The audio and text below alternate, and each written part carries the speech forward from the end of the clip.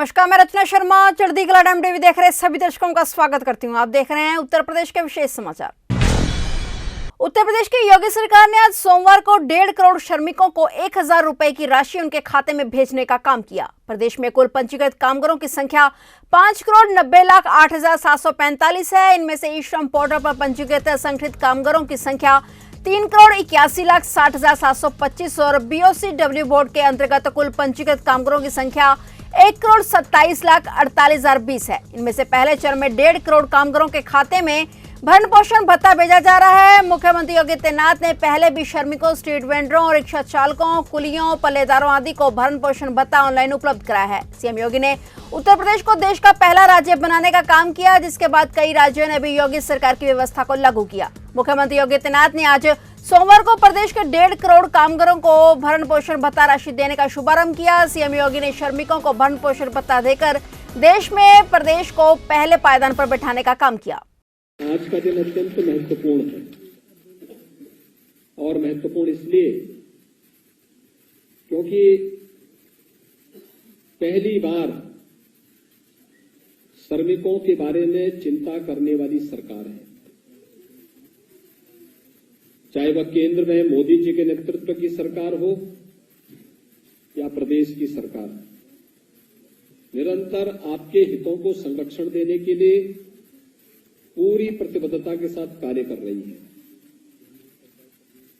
भाइयों बहनों, आपने देखा होगा 2017 के पहले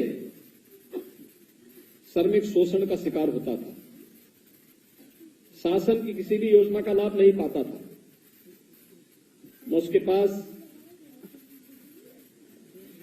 राशन कार्ड होता था, न उसके पास कोई ठिकाना होता था। अगर मकान जैसे तैसे बना भी दिया तो बिजली का कनेक्शन नहीं मिल पाता था। बरसात में कई कई दिनों तक भूखों रहने के लिए मजबूर रहना पड़ता था, क्योंकि इसके बाद रसोई गैस के कनेक्शन नहीं थे। कोई बीमार हो गया तो ये मान लिया जाता था कि अब तो अंतिम गति तय है, क्योंकि स्वास्थ्य की कोई उचित व्यवस्था नहीं थी। लेकिन एक और प्रधानमंत्री मोदी जी ने जो कहा, सबका साथ और सबके विकास का, आज वह नारा चरितार्थ तो हुआ है। हर गरीब को मकान देंगे, हर गरीब को शौचालय देंगे, हर गरीब के घर में विद्युत का निःशुल्क कनेक्शन उपलब्ध करवाएंगे, हर गरीब को निःशुल्क रसोई गैस का कनेक्शन उपलब्ध करवाएंगे, हर गरीब को प्रदेश के अंदर, हर गरीब को हम लोग स्वास्थ्य बीमा का कवर उपलब्ध करवाएंगे। और एक और जहां एक कार्यक्रम चले, वहीं साथ ही साथ अनेक प्रकार की योजनाएं, श्रम योगी मानधन योजना हो, जीवन ज्योति बीमा की योजना हो, जीवन सुरक्षा की बीमा योजना हो, या फिर वे सभी योजनाएं जिन योजनाओं से समाज के अंतिम पायदान पर बैठे हुए उन लोगों को, जो वास्तव में नींव के पत्थर हैं, इनके जीवन में परिवर्तन लाया जा सकता है, उस प्रकार की योजनाओं को लाने का कार्य केंद्र और प्रदेश की सरकारें प्रारंभ की। आपने देखा होगा पहले श्रमिकों के बच्चों के लिए पहले पढ़ाई की व्यवस्था नहीं होती थी। वो बेसिक शिक्षा परिषद की स्कूल में भेजते थे, स्कूल में अपने बच्चों को। स्कूल में भवन है तो शिक्षक नहीं, शिक्षक है तो भवन नहीं,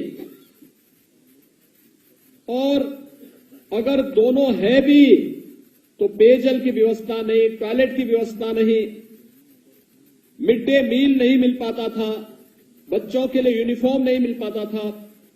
2017 में जब हमारी सरकार आई, हम लोगों ने प्रदेश के अंदर सभी 1,56,000 बेसिक शिक्षा परिषद के स्कूलों में अच्छी व्यवस्था दी, शिक्षक भी दिए, भवन भी दिए, बालक और बालिकाओं के लिए अलग अलग टॉयलेट भी दिए, पेयजल की व्यवस्था भी दी, बच्चों के लिए 2 यूनिफॉर्म, बैग, बुक्स, जूते, मोजे, स्वेटर, ये सभी उपलब्ध करवाने का कार्य जहां प्रदेश के अंदर किया गया, वहीं साथ ही साथ श्रमिकों के बच्चों के लिए एक व्यवस्था बनाई गई कि हर कमिश्नरी मुख्यालय पर हम अटल आवासीय विद्यालय बनाएंगे। आज अमेठी में आयोजित कार्यक्रम में मुख्यमंत्री ने जिले में राजकीय मेडिकल कॉलेज का शिलान्यास करने के साथ 200 बेड के रेफरल अस्पताल का लोकार्पण भी किया। इस दौरान मुख्यमंत्री ने बड़ी जनसभा को भी संबोधित किया। प्रदेश के मुख्यमंत्री योगी आदित्यनाथ आज सोमवार को अमेठी विधानसभा क्षेत्र में जन विश्वास रथ यात्रा का स्वागत करने के अलावा बड़ी रैली को संबोधित करने पहुंचे। जनसभा के दौरान मुख्यमंत्री तिलोई के पूरे गोबरे में पहले से स्वीकृत राजकीय मेडिकल कॉलेज जो 292 करोड़ का बजट स्वीकृत 22 करोड़ रुपए की पहली किस्त अवमुक्त की आधारशिला रखी। सीएम ने साथ में तिलोई के रस्तामुंह में पहले से संचालित 200 बेड की रेफरल अस्पताल का लोकार्पण भी किया। आज मैं आप सबसे कहना चाहता हूं, इस देश की तस्वीर को बदला है और इस देश के प्रत्येक नागरिक की तकदीर को बदलने का कार्य किया है प्रधानमंत्री मोदी जी ने पिछले 7.5 वर्ष के दौरान। हमने तो नारा कोई ऐसा नहीं दिया था, हमने कोई गरीबी हटाओ का नारा नहीं दिया। प्रधानमंत्री मोदी जी ने तो एक ही मंत्र दिया, सबका साथ और सबका विकास। और सबका साथ और सबका विकास का किया हमने। समाजवादी पार्टी की सरकार में, उनकी सरकार के 5 साल में 18,000 लोगों के लिए मकान स्वीकृत हुए, दिए नहीं, अभी कागजों में स्वीकृत हुए थे। और भाइयों बहनों, हमारी सरकार के 5 साल अभी पूरे नहीं हुए, हमने अब तक 43 लाख परिवारों को एक एक मकान दे दिया है। 43 लाख परिवारों को 2 करोड़ 61 लाख परिवारों को एक एक शौचालय दे दिया है। हर ग्राम पंचायत में एक एक सामुदायिक शौचालय भी दे दिया है। 1 करोड़ 43 लाख परिवारों को विद्युत का फ्री में कनेक्शन भी दे दिया है। और यही नहीं, 9 करोड़ लोगों को आयुष्मान भारत में और मुख्यमंत्री जन आरोग्य योजना में फ्री में 5 लाख रुपए हर वर्ष स्वास्थ्य बीमा का कवर भी उपलब्ध करवा दिया है। क्या कर रही थी कांग्रेस 55-60 वर्ष के दौरान? समाजवादी पार्टी को प्रदेश में 4 बार अवसर मिला था। क्या कर रही थी समाजवादी पार्टी? और बहन जी को भी 3 बार अवसर मिला था। क्या कर रही थी ये सभी? भाइयों बहनों, पिछले 7 वर्ष के दौरान देश को हर एक क्षेत्र में सफलता प्राप्त हुई। गरीब को राशन भी मिल रहा है, गरीब को मकान भी मिल रहा है, समाज के प्रत्येक तबके को सम्मान देने का कार्य भी हो रहा है और इंफ्रास्ट्रक्चर डेवलपमेंट के बड़े बड़े कार्य भी हो रहे हैं। ये पूर्वांचल एक्सप्रेसवे, कोई सोचता था अमेठी होके हुए जाएगा, लेकिन आज अमेठी का भी एक बड़ा भूभाग पूर्वांचल एक्सप्रेसवे के साथ जुड़ा है।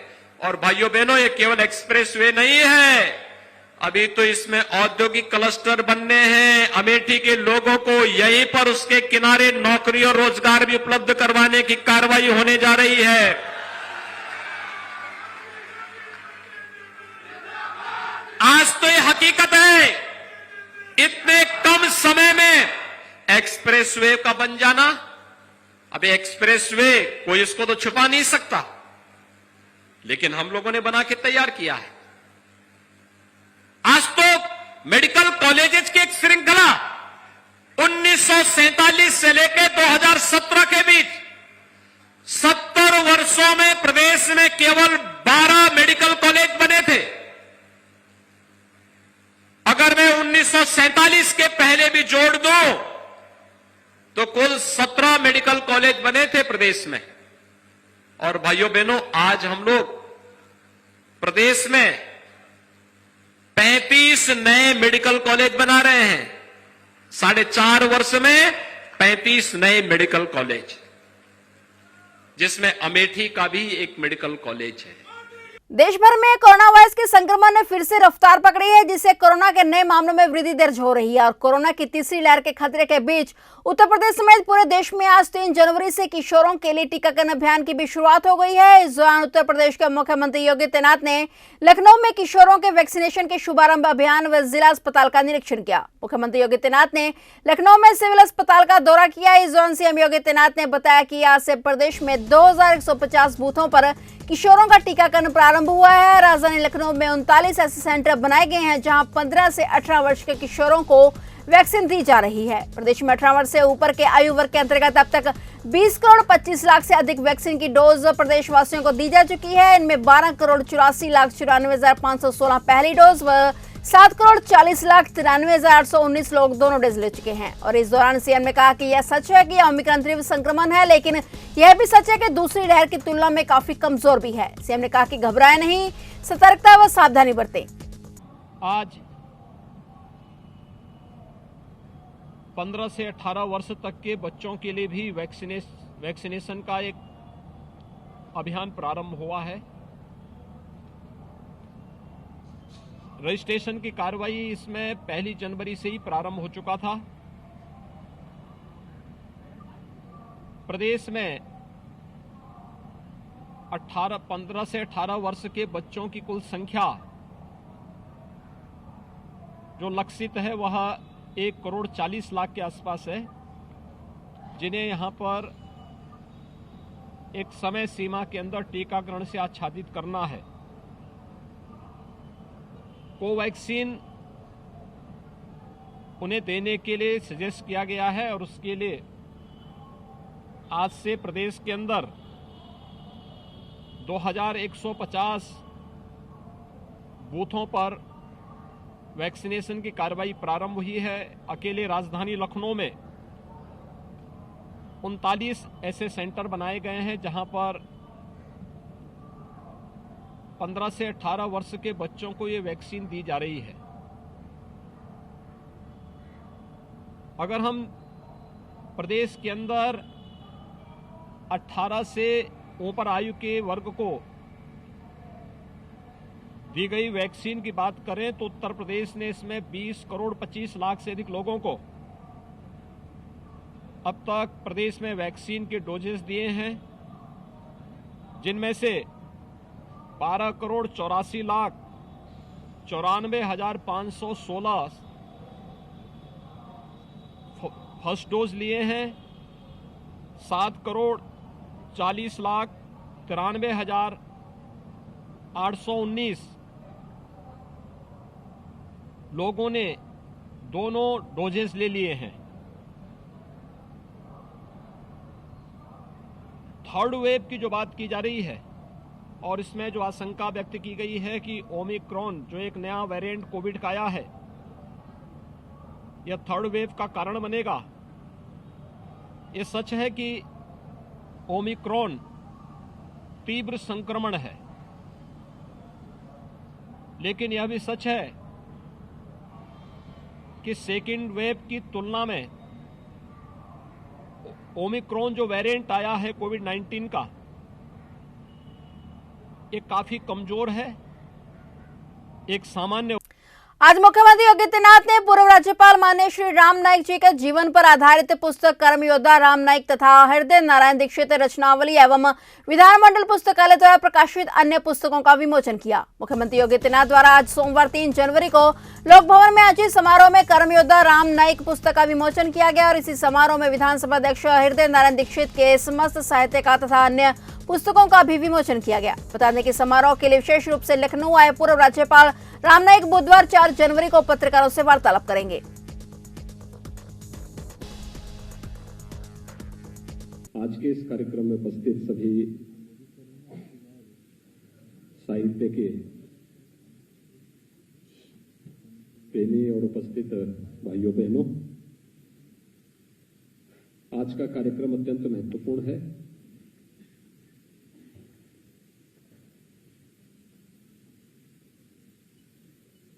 प्रदेश के हमारे पूर्व राज्यपाल आदरणीय राम नाईक जी की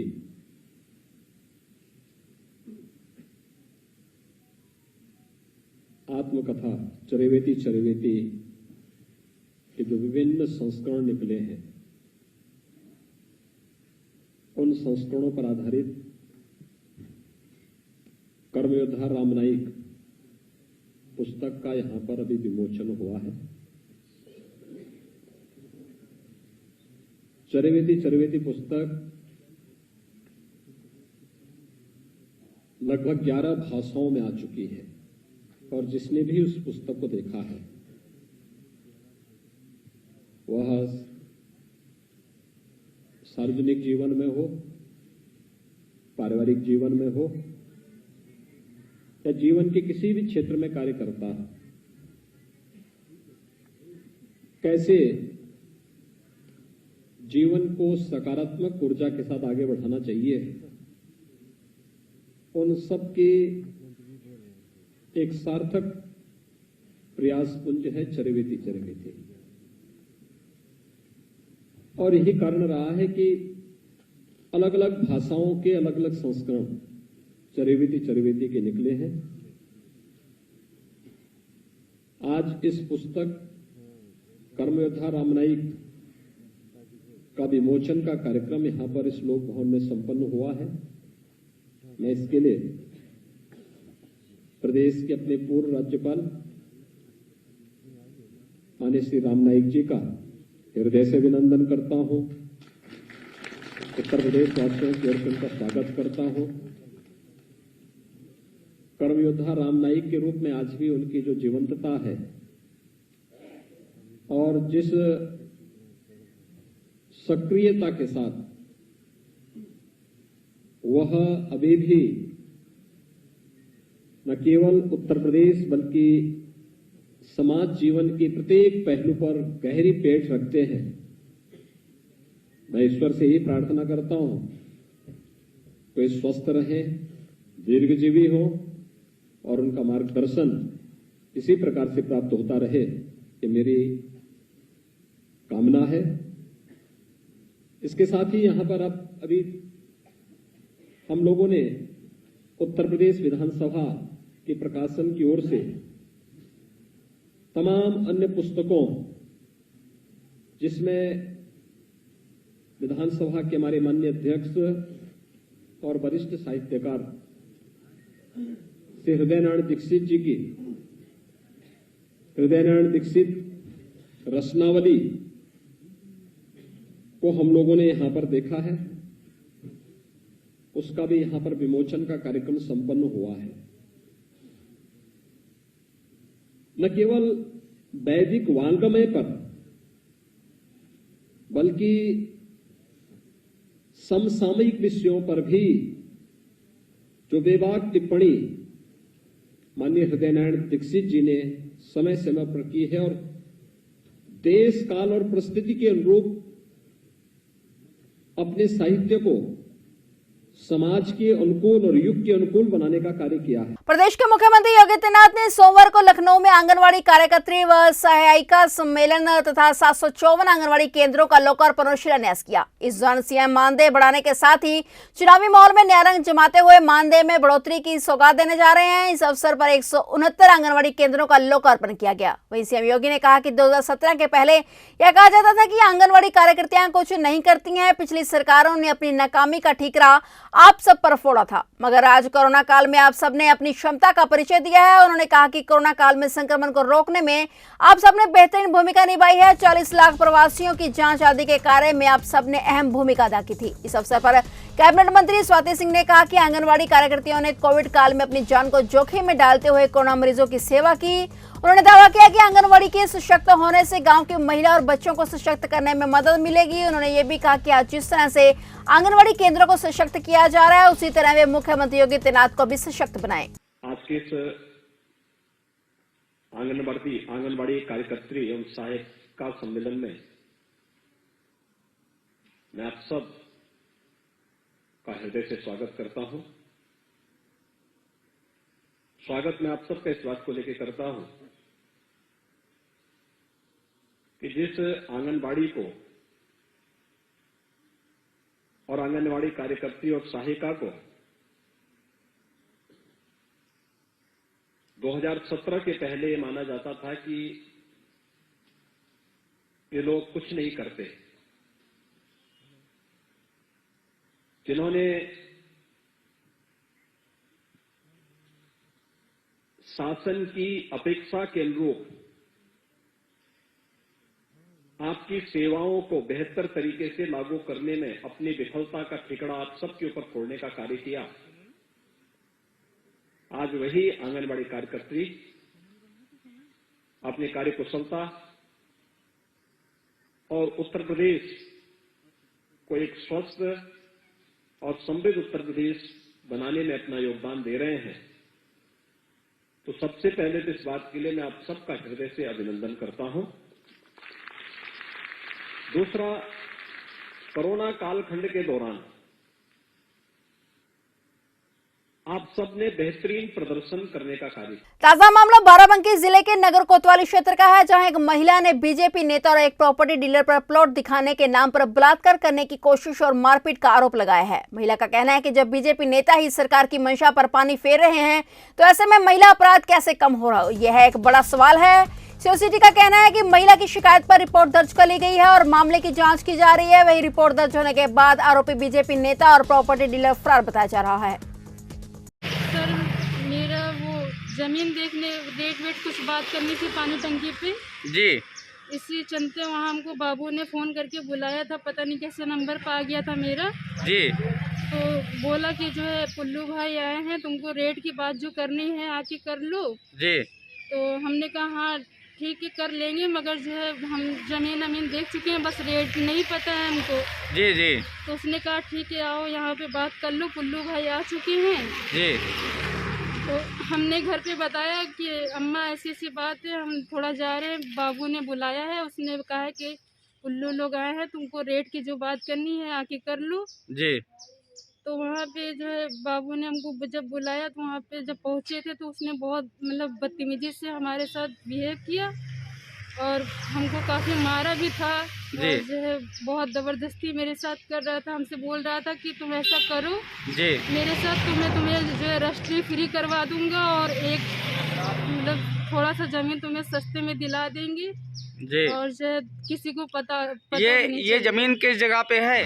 आइसक्रीम फैक्ट्री के पास सामने जो वो रोड गई है वहीं पे प्लॉटिंग हो रही है जी। तो वहीं पे प्लॉटिंग में देख तो चुकी थी मगर रेट नहीं पता। जैसे जैसे उत्तर प्रदेश के विधानसभा चुनाव नजदीक आते जा रहे हैं वैसे वैसे लगातार राजनीतिक पार्टियों में घमासान मचा हुआ है। जगह जगह पर रैलियां निकाली जा रही हैं, लोग एक दूसरे पर आरोप प्रत्यारोप लगा रहे हैं क्योंकि इस समय भारतीय जनता पार्टी के द्वारा पूरे प्रदेश में जन विश्वास यात्रा निकाली जा रही है और आगामी विधानसभा चुनाव को लेकर भाजपा अपने वोट बैंक मजबूत करने में लगी हुई है। जन विश्वास यात्रा के साथ बाराबंकी पहुंचे केंद्रीय मंत्री कौशल किशोर ने उस समय समाजवादी पार्टी पर भी जमकर निशाना साधा।